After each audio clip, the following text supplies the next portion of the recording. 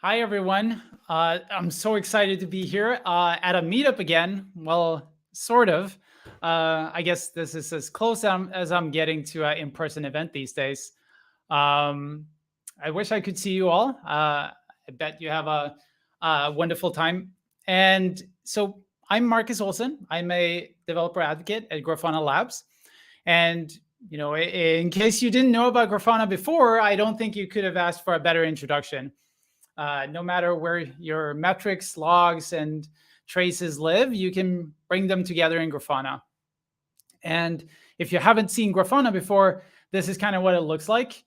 Well, it's at least it could look like. There's a lot of colors, beautiful graphs in this demo dashboard that you can access at play.grafana.org. And you can kind of go in there, check out Grafana, see what it's like. And one thing, and I think the earlier speakers, pointed out that one of the beautiful thing with Grafana is that you can connect it to so many different sources, so many different databases and services. And while many of them are already built into Grafana, that comes out of the box, a lot of them, I would say, almost the majority of the data sources are available through plugins. What you get from Grafana itself is really just the tip of the iceberg. So today I'm going to talk about how you can extend Grafana with these plugins. And so a little bit more about me. I'm part of the team that builds the plugin platform for Grafana. And me specifically, I help developers who want to extend Grafana. So if you're interested in building plugins for Grafana or extending Grafana in any way, feel free to follow me or reach out to me. I do host office hours for anything related to plugin development. So please come talk to me if that's interesting to you. Normally, I'd love to get questions during the presentation, but I'm not sure how well we'd be able to do that with this setup. So maybe we can wait until afterwards. So let's dive in. I'm going to assume that you have at least some experience with Grafana already, but you might not have tried a plugin yet. So going back to one of the first teams that I joined, we use Grafana, and I had a few web services that I wanted to monitor. I had metrics from Prometheus, and that was really everything that I wanted to monitor at that point. And I knew that Grafana supported it. So I just fired up Grafana, added a new data source for Prometheus, and I was go. And after a while, I realized that, hey, we could monitor our Postgres instances as well. We could create dashboards for the data that's in Postgres. And after a while, we started adding more and more databases. But there comes a time potentially where you have a database or a data source somewhere that is not supported by Grafana. Or so you might think. Because if you go to grafana.com/plugins, you get to this page where you can browse all the data sources, all the panels and apps that are supported for Grafana. So all of these are built by community members. Some of them are enterprise plugins built by the Grafana team themselves. But the absolute most of them are built by community members just like you who wanted to scratch an itch, and they wanted to support their favorite database. So as you can see, there's quite a lot of databases out there that you could connect to. And I thought that we today could have a look at a few. So first off, you can extend Grafana with a data source, which is you can integrate with some place where data lives, right? You want to access this data and you want to visualize it somehow in Grafana. So that's when you would look at a new data source, for example. Panels are visualizations. So any visualization that you might want to add to your dashboard. So Grafana has support for basic charts and pie charts and tables, bar charts, and a lot of cool stuff. But there's so much more that you can do with custom plugins and custom visualizations. You can do diagrams. You can do all sorts of status visualizations, heat maps, buttons, you name it. And the final one is called apps. So apps is really the next step, where you can essentially add an entire new section to Grafana.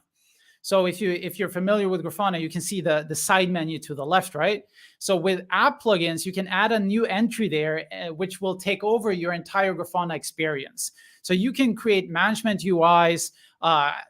You can provision new database instances.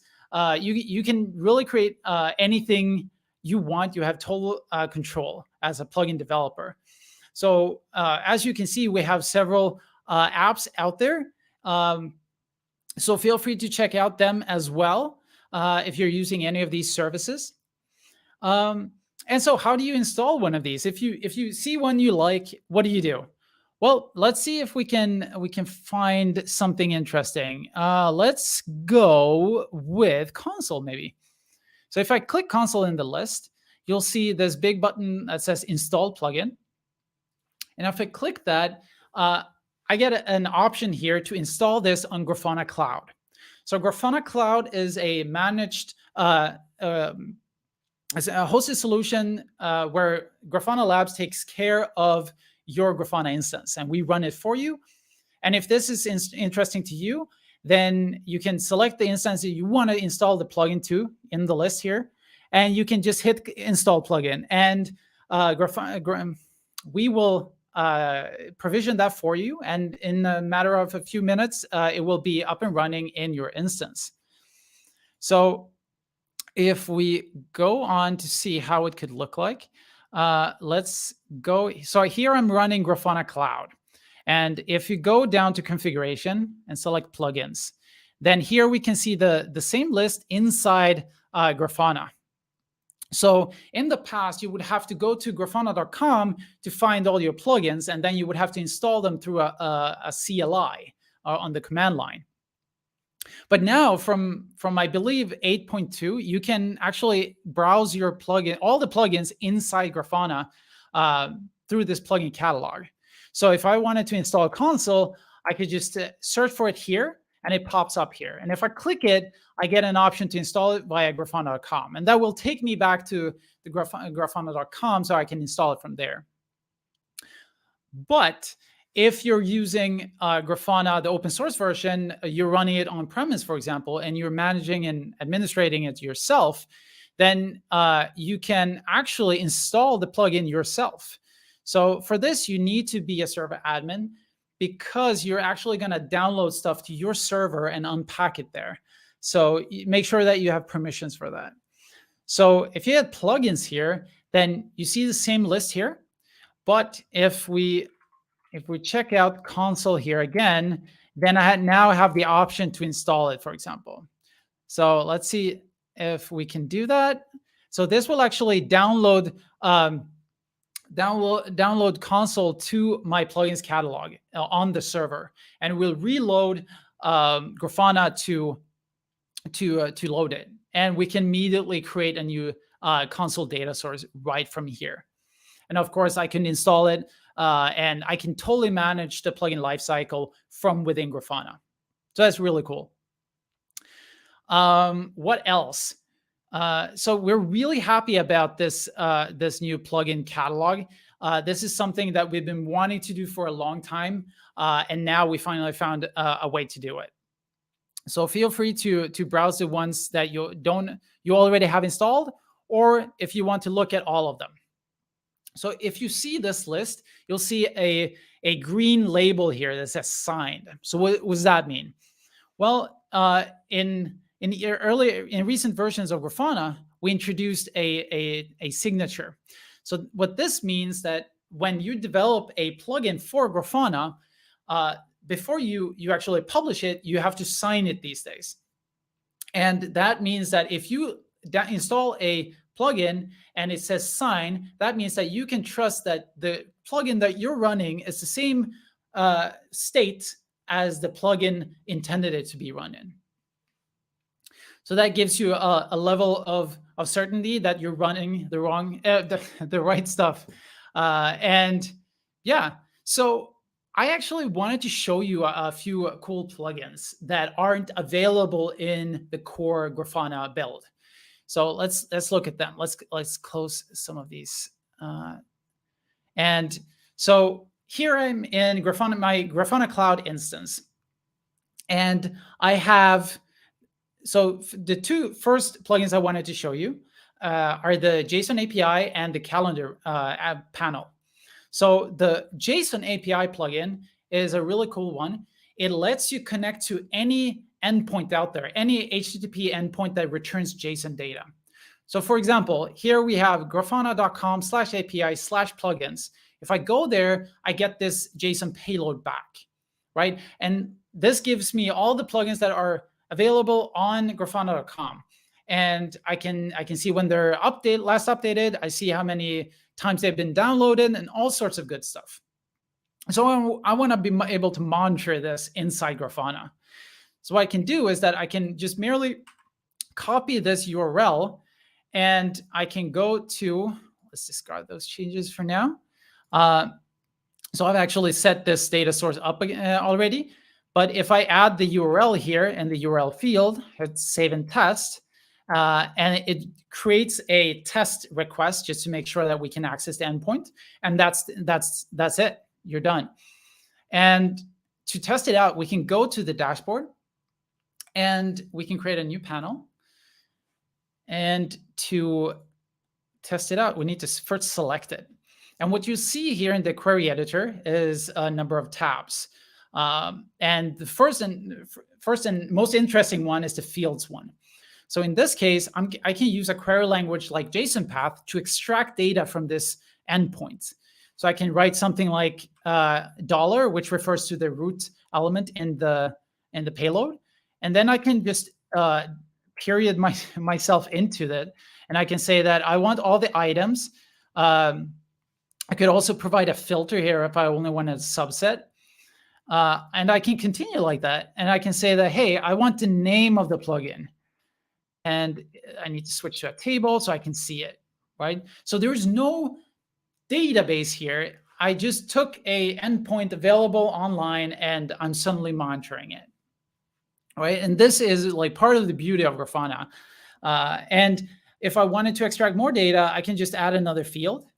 I could copy that, and I could look at something like downloads, for example. And suddenly I have that data as well.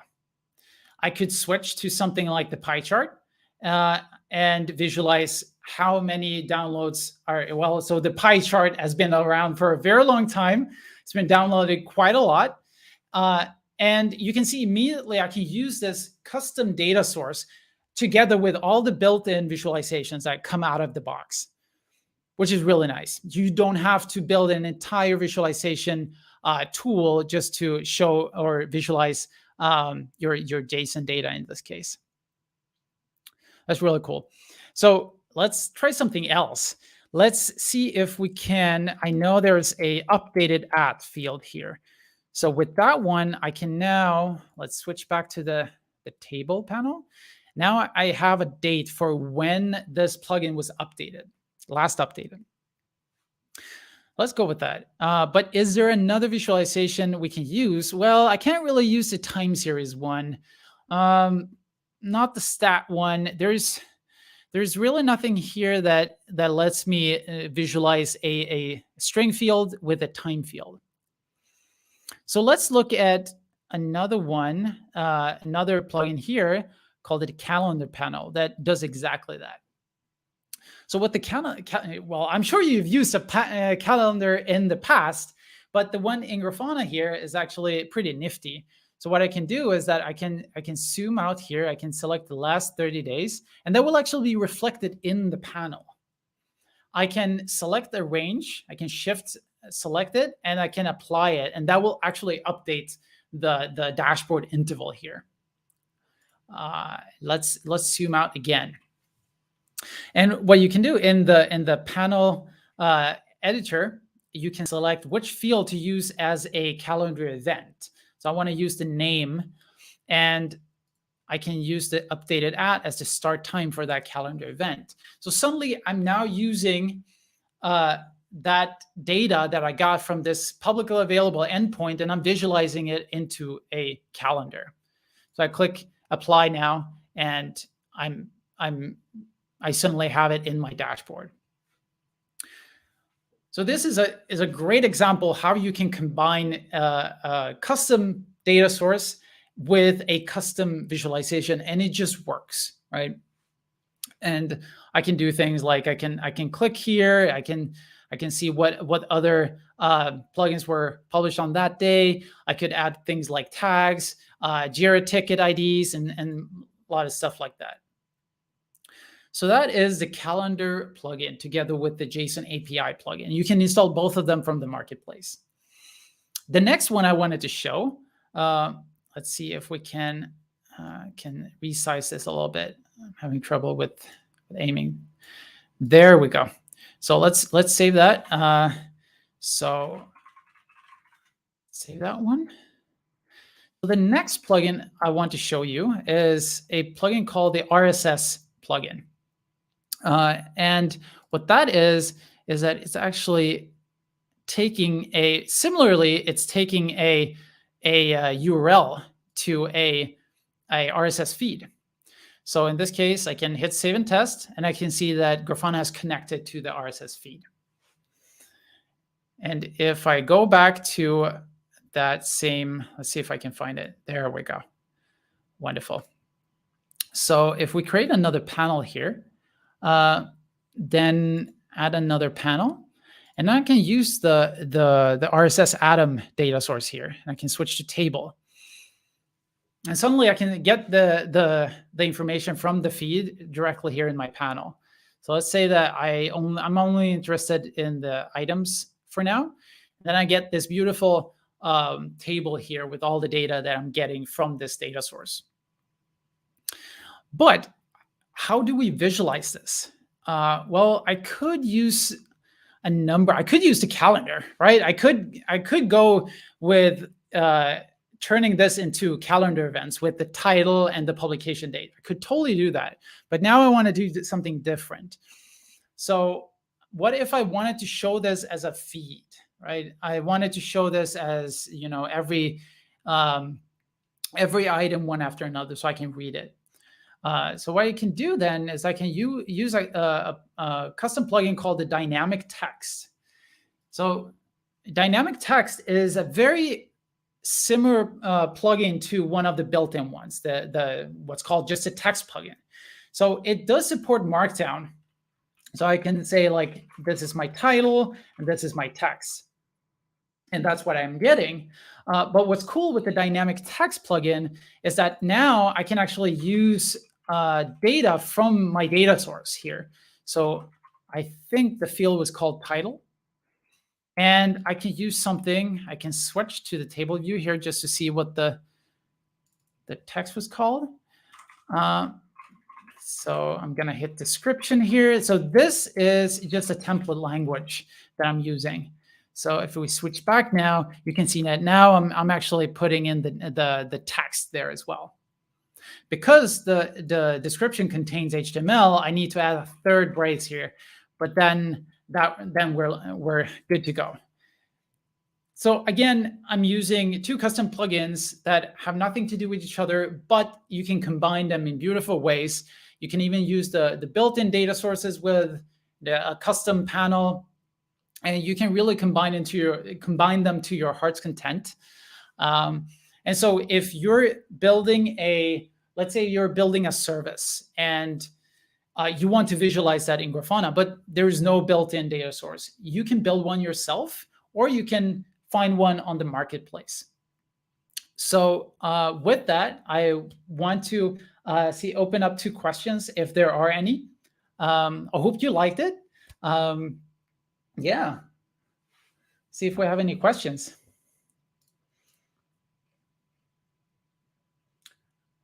So if there is anyone in the room that have a question, maybe we can find someone that can repeat the question so I can hear it.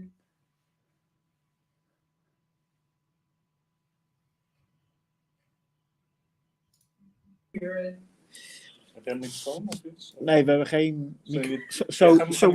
So we don't have a mic. But Okay. I'm going to try to get the questions over to you. Okay, wonderful. Okay.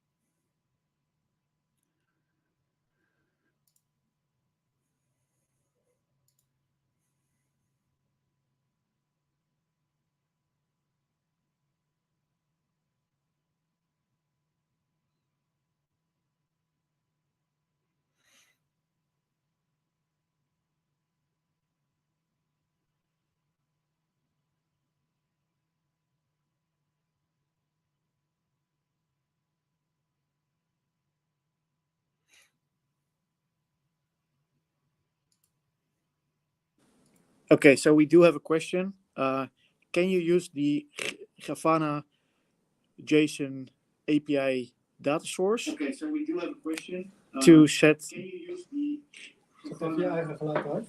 I can't read it. So I can answer that. Funny of you to ask that.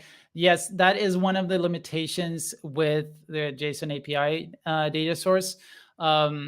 Currently, it would require a large rewrite to support alerts, especially the new alert engine in Grafana.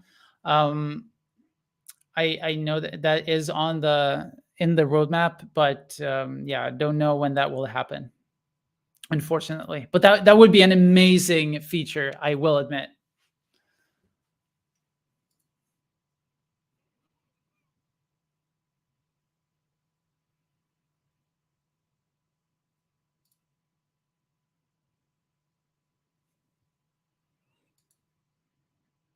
Thank you.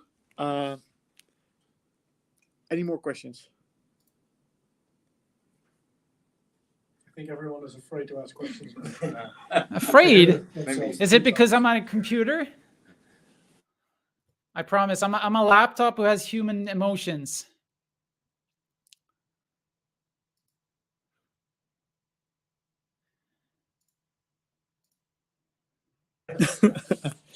I would like to thank you very much for your talk. We're gonna leave it at this. Oh wait, really not a question? Okay. So there are no questions anymore. So thank you very much for your talk. This was the first in real life streamed meetup that we did. So thank you for your patience with the tech and such. No worries at all. We're now having mute audio here, mute audio there in order to not get echoes. Thank you so much. I think it went very smoothly on my side. So thank you very much. Hope to see you next time. Thank you, Marcus. Thank you, everyone.